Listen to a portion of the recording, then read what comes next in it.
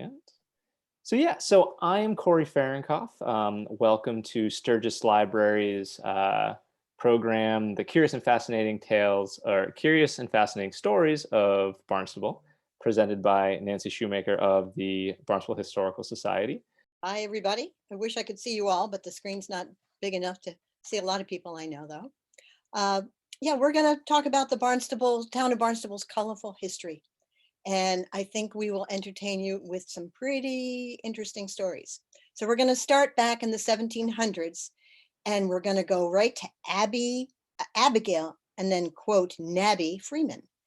And she ran a small grocery store just east of the old colonial courthouse. So you can start showing pictures probably. Thank you. Oh, well, I'm going to keep talking, but that's at the end of the show. So that's, yeah. Okay, as we'll keep moving on it. So you got the old colonial courthouse, which is now the home of Tales of Cape Cod. And then, yeah, whoop. See, you're going to see the whole show quickly. There you go. So she had a little grocery store, like I say, just to the east of the old colonial courthouse. And she was a Tory sympathizer, not to be confused with Corey. Let me explain a few of these political labels in the story so that you can understand them. A little bit of background information. In 1776, King George III was in power in England. He was crowned king in 1760, and with him came taxes on tea, on coffee, on wine, and these were all declared during the Sugar Act of 1764. Then the Stamp Act came along, and every piece of paper in your home had to have the king's stamp on it, which of course you had to pay for each of those stamps. And it went so far as they demanded a stamp on every playing card in your house. British soldiers could burst into your home and make sure that you had a stamp on everything that needed it and were in general obeying the rules of the king. And that could be done at any time. So Nabby was okay with his rules. She, whoops, I have notes that have, I'm gonna have to switch to other notes. My notes are cut off on the side. This is not good. Okay, I think they're right over across the way. I can probably read pretty well, but I haven't got it all here. So she was a Tory. She was very much into the King of England and what he was doing with our colonies. But there were other people who were not. The other group of Barnstable residents were a group that revolted against King George, and they were called the Whigs. I have a husband coming to save me. Do you see the other notes, Paul? They're probably in my office. Well, you think you plan ahead and you don't, but I can improvise. I know my stuff here. So she would allow the king's tea to be sold at her store. She did a lot of things that the Whigs, the people who were against King George III, she would really rankle them. And there was a Liberty pole that was out in front of the Tales of Cape Cod building, which was the old colonial courthouse. And that was the Court of Common Pleas. So if Corey stole my pig and I was mad about it, I could go to the old colonial courthouse and get my pig back. So she would be going back and forth over to her favorite tavern. And her favorite tavern, yeah, that's okay. Isn't that weird? I'm sorry, my notes are not here. So her favorite tavern was not the Crocker Tavern. I'm sorry. The one you're looking at right now is the Whigs Tavern. And even now, we have Barnstable Tavern, we have the Dolphin Restaurant. So we all have our favorite places to go to. The Whigs, the ones who were into getting away from King George III and having a revolution, they would go to this tavern. Now, the next picture, I think, will be of the colonial courthouse. And you can go there, and there you see. And so she lived a little bit beyond the courthouse to the right. She would walk over to have her drinks and say these nasty things. And finally, somebody got very upset. Many people got very upset. She was saying other bad things about the Whigs, and they finally said that the Whigs were so mad at her that she refused to surrender her tea. And that finally they found that someone, not her, but someone had uprooted their Liberty pole. So when we think of the Whigs and the fathers of our country as good guys, in this story, not so much. A group of young men entered her house in the middle of the night, dragged her out onto the green, and the story is that they tarred and feathered her, then tied her to a fence rail, which they dragged down the street. They made her promise to never meddle with politics again, and then they released her. So kind of a sad story. You can go to the next one, Corey.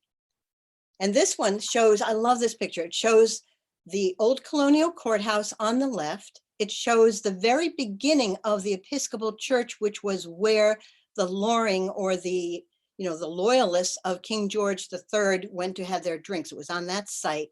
And then beyond the barn that you see way over to the right next to that would be our Barnstable Historical House, and the next one would be the Crocker Tavern.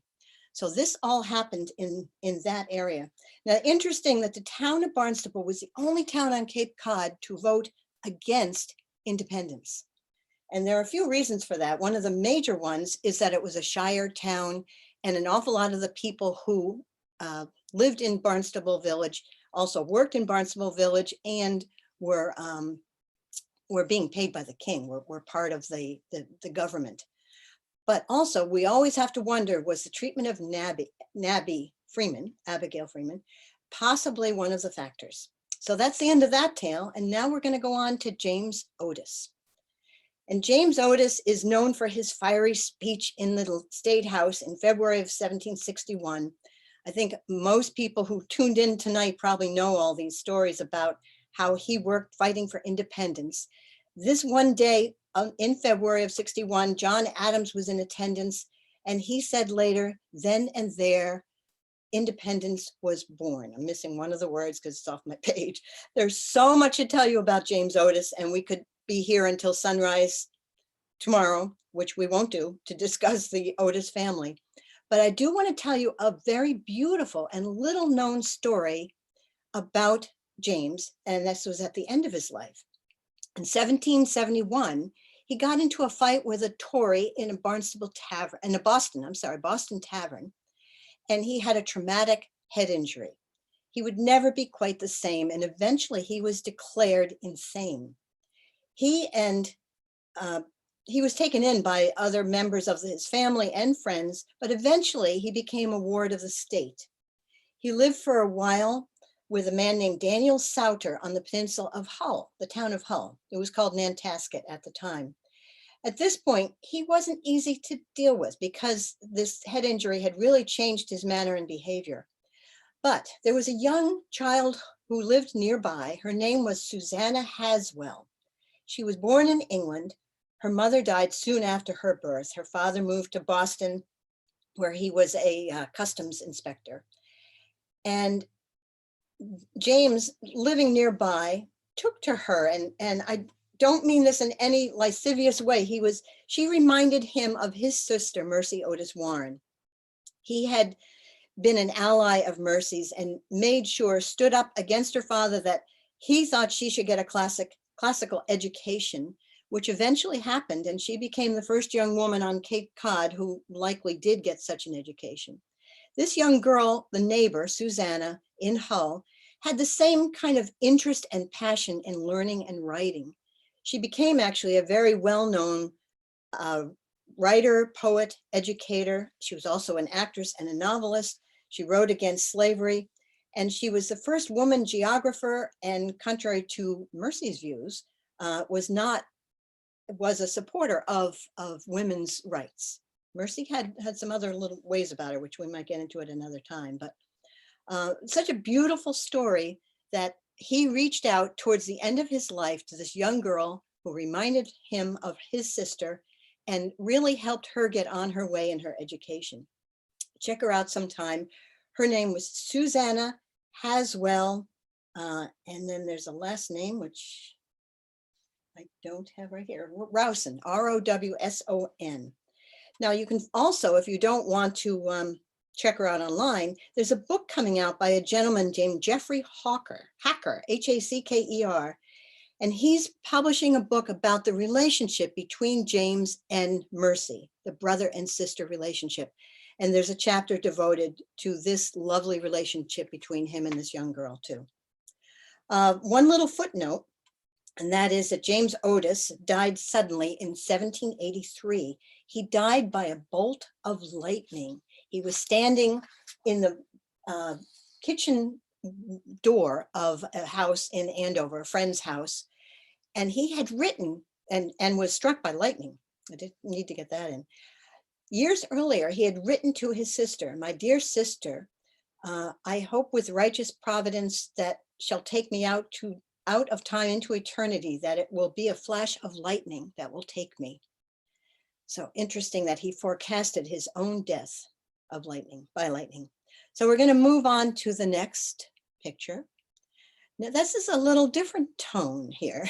This lady went by Annie, by Anne, by Emma. She had many different names.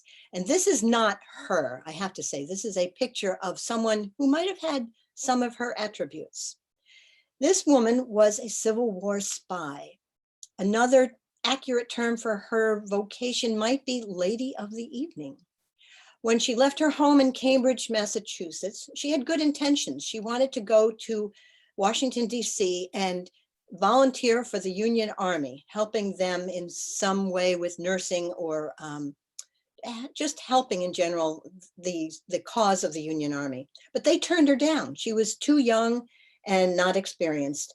So she decided to go down and offer some help anyway, as some ladies often did. And often it was soldiers' wives, or it was young women looking for an adventure and wanting to give extra service to the troops. But there were also this group of ladies, and she became one of them rather quickly, who did a little extra service for gentlemen who were in the Union Army. She was very beautiful, and she had her choice of officers. And it is said that on her general belt, meaning a general in the service, she had 6 notches of 6 different generals. So I'm glad this is hopefully no young people here. But on January 13th, 1863, she was arrested for being a Confederate spy. She was 2 months later found in a General Stoughton's bedroom when a Confederate spy came in and was accused of spying, and she was thought to be in collusion, and she was arrested, but then she was released. So finally, she has done a few of these things too many times. She also was interested in General Custer, and another general was so jealous that he had her arrested, and she was sent back to Massachusetts, where she had been born. She was born in Cambridge, Mass, as a prisoner. So she spent some time, this very interesting, beautiful woman, in Barnstable Village. In the spring of 1864, the Yarmouth Register wrote, "Miss Emma Jones, since many months," again, I'm missing some words here, "since in the Army of the Potomac as Major Jones and subsequently arrested, is now up north and is confined in the House of Correction in the state."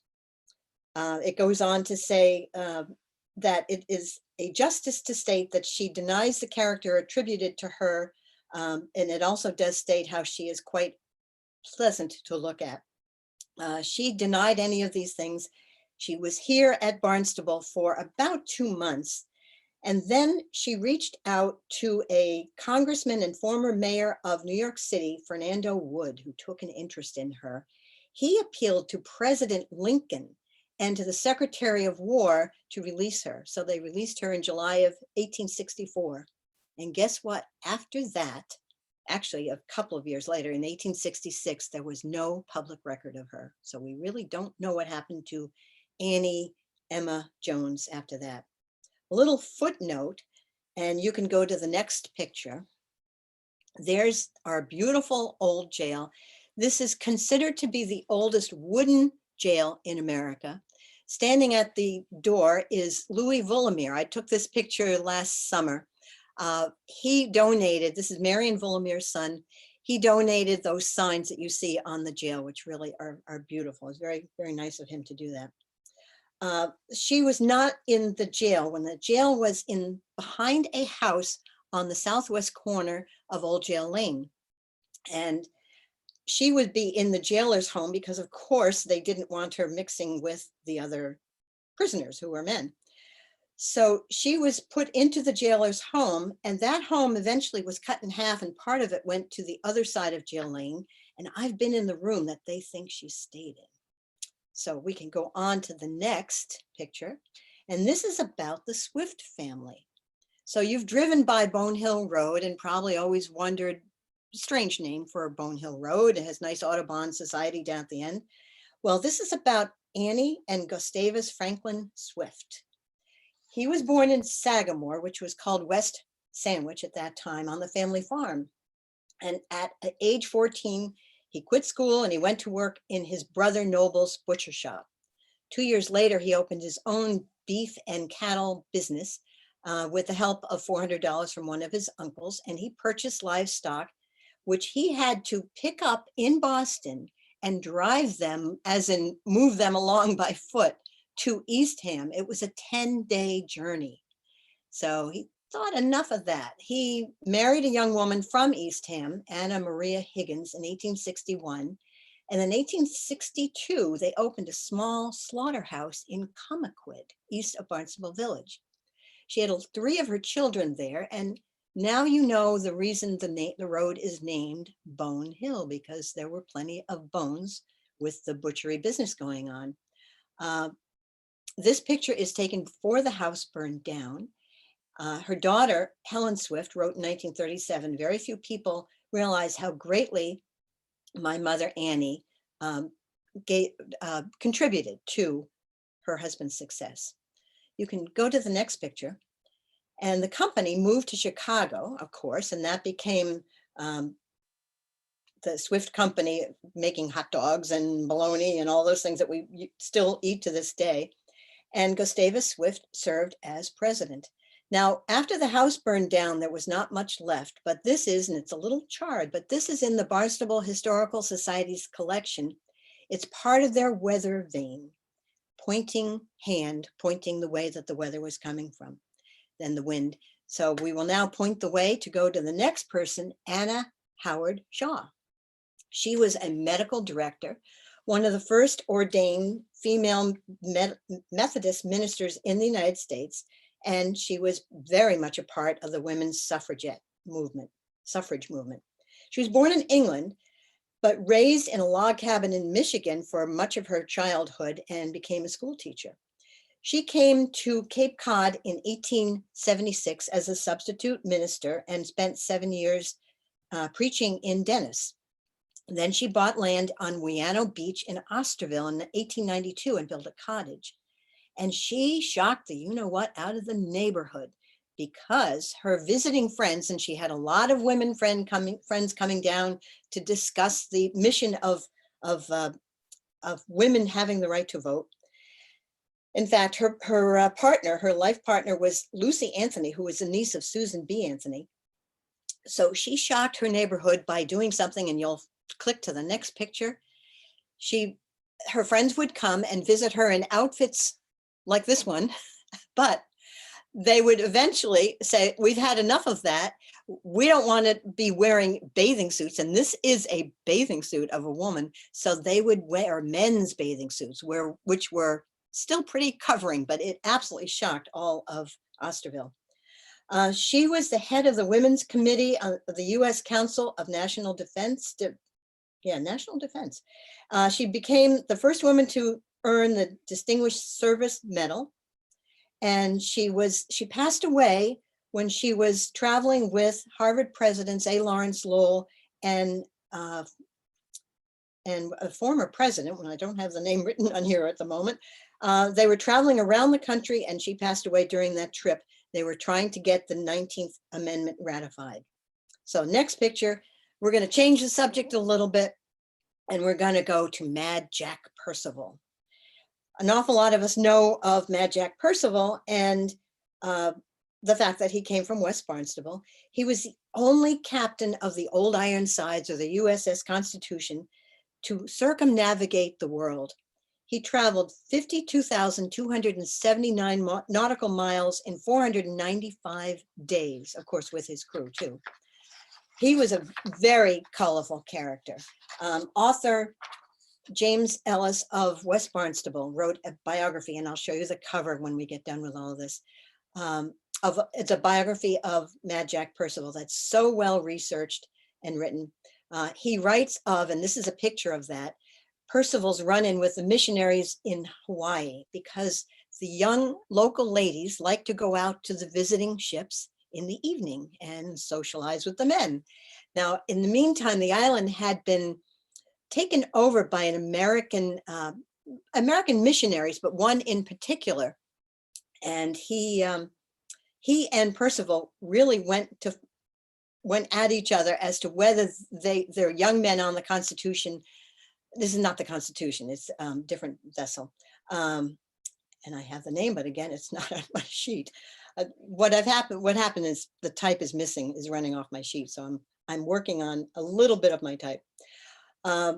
In the end, it was really a fight between this minister and Percival. Percival persisted, and he was not as into worrying about the social rights of his young men as he was also worried that this reverend was trying to take over the island and take over it in the name of America, where he really was not part of the government. So that was part of his problem. So what we have with Percival, and again, he was fascinating. He did so many. He was the first American to ever fire a shot in what is now Vietnam soil. He, during a ceremony, was told that one of their lines was fouled, and he jumped off the ship in I think it was New York Harbor, and tried to unfoul the line. So, full dress uniform, plunk, goes into the water. He was just a very active man, very passionate man, and very much loved by everyone who sailed with him. So you can go to the next picture, and here is a picture of Mad Jack Percival, again from West Barnstable. When he died, he gave a lot of the money that he had. He lived off Cape up in Dorchester for most of his later life, but a lot of the money went to building the wall of the cemetery, the ancient cemetery in West Barnstable that's on the corner of 6A and Route 149. And his grave is there with his wife, Maria. They didn't have children, but they seem to have had she was 20 years younger, but they had a very long and happy life together. You will see a plaque for them, so go over and check that out sometime. And again, notice the epaulette on the side, on the right of his right shoulder. Go to the next picture, and that is the epaulette that we actually have of his in the collection of Barnstable Historical Society. So we're going to move on to another sea captain, and his name is Captain Jenkins. And he is also from West Barnstable, was also from West Barnstable. He also traveled the globe. As a young child, he studied the classics at the Sandy Street School, but then he went off to sea at the age of 14. He sailed the world on many long voyages. During these voyages, he taught himself French, read a variety of books, and learned to play the violin. He commanded the Chilo, which was out of Boston at one time, and in Singapore, he met a friend of his. They would take regular routes, so when they came into a harbor, very often they would meet the same gentleman that they had known from other ports, other harbors, and this gentleman was a man named Safford, and he was from Salem, Mass. So they were invited back in Singapore to a local merchant's house. And they normally wouldn't do that because it wasn't always a safe thing to do, but they did. And this gentleman gave them their one and only opium smoking experience. They each smoked a pipeful and experienced a little bit of something, but their host smoked pipe after pipe after pipe and became insensible. So Jenkins, who wrote a wonderful journal, it really tells us a lot. He said, the stuff tasted pleasantly enough, although it was a good deal of trouble to smoke. On the whole, I should say opium smoking is less disgusting than the drunkard, for the drunkard is an insane brute, but the opium smoker is only a happy fool. He retired and started back to West Barnstable and started the West Barnstable Choral Society. Interestingly enough, his daughter was Elizabeth Crocker Jenkins, who was the major mover and shaker of the restoration of the 1717 Meeting House in West Barnstable. In 1997, there were journals that had been written by James and his wife Ruth, and they were published. So that's something that I would imagine Sturgis Library has, and someone should check into that. Okay, now we're going to move on, and we're going to talk about something a little more earthy, I guess. This is Dr. Samuel Pitcher and his wife. He invented or developed Pitcher's Castoria, which was known for its cure of diarrhea. And you can see the next picture is an ad. And this is an ad for the McGathlin drugstore, which was in the East End of Hyannis. And oh, I wish it was still there. They say it was one of the most beautiful drugstores in New England. It had marble countertops. But back to the cure for diarrhea. This is shown, it's a medicine that was made of sassafras and 17% alcohol. So maybe we can make our own. Eventually, he was bought out and it became Fletcher's Castoria. Pitcher's Way is named after this doctor. Okay, and our next picture, we're moving on to something a little different. This is Evelyn Beatrice Longland Batchelder. And she was fascinated with sculpture when she went to visit Chicago's Columbian Exposition. So she became a sculptor and became the first woman sculptor to be a member of the American Academy of Design. She studied with Daniel Chester French. Her first victory statue won the honor of being in the Louisiana Exposition. And under French, she sculpted many of the eagles and wreaths in memorials. So here she is at the studio of Daniel Chester French. And we can go on to the next picture. She even sculpted the bronze doors of the U.S. Naval Chapel in Annapolis and those in Wellesley Library. And one of her most famous creations is this one on Broadway in Manhattan. This is a 24-foot high, 40-ton bronze statue. And this woman is holding lightning bolts in one hand and in the other hand, a coil of wire. She covered it with 40,000 pieces of gold leaf. She worked from her Osterville studio overlooking North Bay, and you can go to the next picture, from Oyster Harbors, where she made this beautiful, large bronze bust, it would eventually be, this is clay, of Thomas Alva Edison in 1952. And this sculpture is at the Naval Research Lab in Washington, D.C. And here, who knew all these things were happening in our different villages? Okay, the next one is Elnora Pinckney Rose. And I only have this one picture to show you. This is an artifact of a ticket to something that she invented, she made happen. She was a daughter of enslaved people who were, and was born on St. Helena Island off the coast of South Carolina. It was Beaufort County largest slave colony. So she came from a tough place. She eventually was allowed to leave the island, and she moved to Hyannis, and she married a local named Louis Lima Rose. They adopted a number of children from the South, and she was a parishioner of the Zion Union Church in the West End of Hyannis. So a woman who cared about social causes and about doing the right thing. She also cared about music and jazz. In June of 1925, Elnora bought 30 acres of land in Marston's Mills, extending west of Schubel's Pond, and many buildings that were on the property. She founded the popular Roseland Dance Hall in Marston's Mills. And it was a club that ran from 1925 to 1928, which of course was during the Prohibition. It was named for the Roseland in New York City and was open only Saturday evenings. Jazz lovers came from near and far to hear greats such as Ella Fitzgerald and Count Basie's orchestra. There were local musicians who played here as well. During Prohibition, Ma, as she was called, was known to take to her bed when the cops arrived, packing bottles of liquor under the covers with her.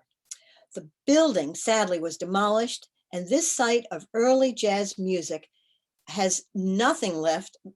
I mean, I found this one image of this ticket, except that there are two roads. It's actually one round row, that comes in and goes out, says Roseland Terrace. Next time you're on Route 149 in Marston's Mills, look for Roseland Terrace, and you will know this is because Roseland Terrace, her jazz club, was there at one time.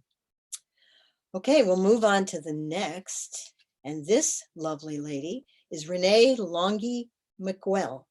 She was the daughter of George Longy, who was the founder of the Longy School of Music. She was also a well-known musician. She went to the Paris Conservatory, became the conservatory's co-director and then director. She later taught at Philadelphia's Curtis Institute, where one of her students was Leonard Bernstein. I know I always pronounce that wrong. You can go to the next picture. She taught at Juilliard School of Music, that's her and her father, in New York. She spent summers and holidays in the Little River area of Cotuit, and she turned her garage into a soundproof studio. In 1944, Leonard Bernstein was visiting her, and he played her piano and actually composed on her piano his first symphony, Jeremiah. She then named her piano Jerry after him and his symphony. And when she died, she willed her piano and the score, which for some reason she still had, to Bernstein. Okay, next picture. Everyone, not everyone, but I hope most of you can remember going to Hill's dining room. What a wonderful place. The front door was really the back door. You'd park your car, you'd go into this garden where the corn was as high as an elephant's eye. I mean, it was really a wonderful place to go to. So this story started with a Cape Codder who loved the President of the United States. That's just a little hint of what's coming. He was born in Finland. A lot of Finns came to Hyannis and particularly West Barnstable area in the later 1800s, early 1900s. And he was eventually the manager of the Wagner Farm, which was 57 acres, which became the Barnstable Municipal Airport. So he did that for a long time. He managed that, brought his family up there. And then he had a shoe store on Main Street in Hyannis. But he finally had a family business that kept on for decades, and that was Hill's Dining Room. They were known for their pot roast on, I think it was Tuesday nights, and their chicken pot pies on another night, and they were known for their wonderful Finnish cardamom bread called nisu. So one day in April of 1953, Nestor caught, and you can go to the next picture, a 100-pound halibut. So you're going, what the heck? Why is she saying that? He was a great fan of the president. Getting this halibut, he just decided, I want to load this up in the back of my truck, which he did in a tub of ice. Must have been ice that lasted a long time, because he drove that fish in his truck all the way down to Washington, D.C. to give to President Eisenhower. He was, of course, stopped at the gate. The fish could enter, he couldn't. He went home, and it was, a little disappointing because he didn't get to meet the president, and he never knew if he really ate his wonderful halibut or not. So now moving on 3 years later, it's now 1956. He catches, no, go back to the same picture. We're still on the halibut. He catches another 100-pound halibut. I actually have a picture of it, but I didn't think we would need to. And he again transports it down to Washington, D.C. Only this time he gets his congressman, who was Donald Nicholson, to warn the White House, and they had connections. So the president's assistants knew that this halibut was coming from this wonderful man from Cape Cod. And they let the fish in the gate, and he got to meet the president. He got to talk to him for 3 minutes. And that was an amazing thing, made his life complete. So now we can go to the next picture. This is Susan Godoy. And I've been working on a book, and I'll tell you about that in a minute, but she just passed away in 2020, and it was in December, so not long ago. She was born in 1921. She had the house, and we'll see a picture of that in a minute, but not quite yet. The octagonal house that's on South Street in Hyannis. She was a composer. She was a pianist. At the age of 3, she was writing classical compositions. One of her marches for the organ was played at her graduation. She got a PhD in music, taught in Boston schools. Even at the age of 13, she wrote a symphony that was played before the Boston Symphony Orchestra, I'm sorry, that was introduced by Serge Kousseevsky. I'm not talking very well today, Kousseevsky. I'll get it almost right. She was an amazing, accomplished musician and composer, and at such a young age. Now you can go to the next picture. And again, we just lost her this December. That's her house on South Street. She made her home in the pink octagonal house that was her grandfather's, Captain Rodney Baxter, in 1850. The house was built in 1850. It was one of the first octagonal houses in the country, and it had the first indoor bathroom in Hyannis. So you can see that right there. So that's it for her. I think I'm going to go ahead on to, I had one other person. Okay, do I have enough time, Corey? Okay. The next person, this woman is cool. I helped to make an exhibit of the history of Barnstable's airport when they opened up the new building for the airport. I think that was 2014 or 15. And this woman came out, and we were all so amazed at her. There were two photo albums of hers. Her name is Edith Tailspin Kelly. She eventually married a man named Babcock, and she was born in 1920. She was born on Mary Dunn Road when Mary Dunn Road went all the way down, was not broken apart by the addition of the airport going to the east. Her father, Zenas, had a kind of a hamburger sandwiches joint, and so she watched the airport grow and grow as a little girl. And so by the time she's 19, from 1920 to 1939, she had gotten her pilot's license. She's the one on the left with her sister Rita on the right. She not only was an incredible pilot and at such a young age, but she was an incredible photographer. And I believe there's at least one more picture, maybe two. Look at that. Now that's one of their weekend community events that they would have. Picture no television, radio just kind of starting, certainly no internet or anything like that. The airports all around the country were the place of weekend shows and excitement. And she took this picture in 1938 at Hyannis Airport. And is there one more picture? I think a few of you are old enough to remember this. So I'm looking through these albums, and suddenly there is Edward Everett Horton, who, was an actor from what, the 30s, 40s, 50s. I'm aging myself. And he flew into Hyannis Airport because he was acting at the Dennis Playhouse. So you can take them off, and I just have a few more things to describe to you. And so am I big to all of you? Yes? Okay.